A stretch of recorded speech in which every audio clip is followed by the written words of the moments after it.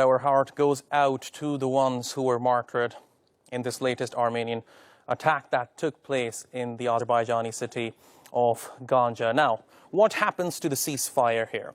Is the ceasefire still in place? How will the Azerbaijani forces respond to Armenian violations? Let's discuss this further. Joining us now live from Azerbaijan is Sevil Mikayılova. She is an Azerbaijani lawmaker. Thank you very much, Ms. Mikayilova, for joining us on this news hour. First and foremost, is the ceasefire still in place? Thank you for having me, first of all. Yes, it is in place, but now, because of Armenia's destructive position and Armenia's attack, the ceasefire was not and hasn't been even implemented since it was adopted.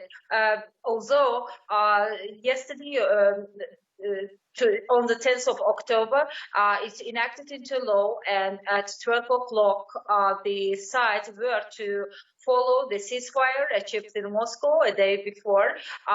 Armenia, as you see from the scenes of the incident in Ganja, violated the ceasefire again, and they even didn't follow it an hour.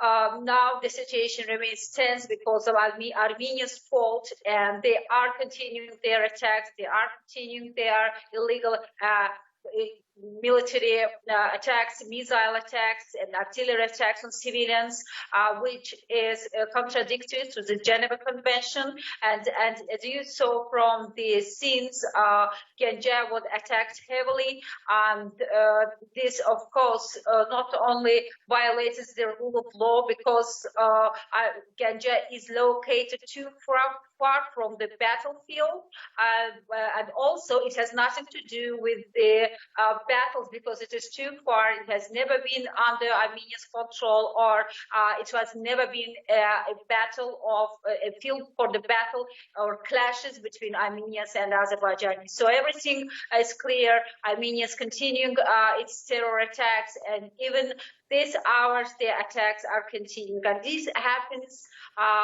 when Armenia's foreign minister today was to Moscow to discuss the issues related to the Nagorno-Karabakh conflict, to issues how to act further, where the sides, although agreed to follow the ceasefire and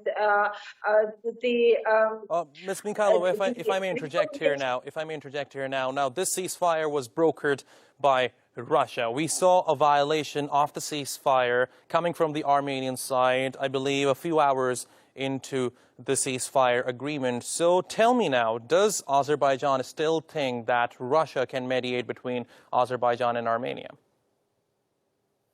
You know, it might be a last chance because Azerbaijan has always put open the doors for peace, and as you know, Russia is maybe an only country who can a great influence on Armenia, who can influence on the decisions of this country. The matter is that now Armenia is unwilling to hear even Russia's recommendations, Russia's calls, and others' calls for peace, and they are continuing their destructive actions. So for now, there is no other way to come out from the situation. I think Russia has initiated these talks before, and Russia has taken this responsibility to broker the peace process between the sides. Now we are waiting for the results, but we don't know what will happen further. Now, it seems many Azerbaijani civilians were killed in the latest Armenian attack on the Azerbaijani city of Ganja. Just a few moments ago, we shared how the residents who have been affected by this latest attack are reacting to it. So, Ms. Mikayilova, as the Azerbaijani lawmaker, what would be your message to the international community, to those who are watching you right now?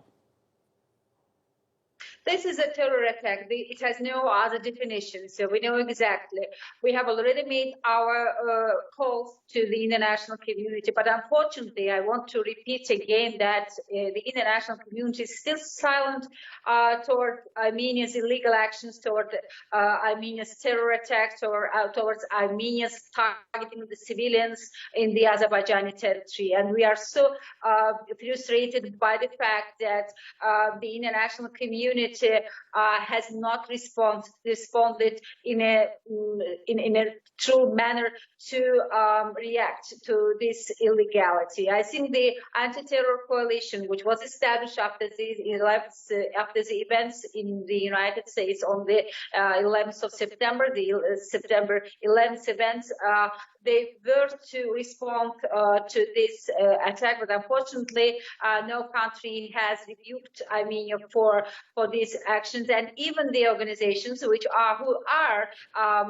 watchdog for human rights, like Amnesty International, Human Rights for human rights organizations and others were also silent towards this terror attack. So today, Azerbaijani top official Hikmet Hajiyev invited the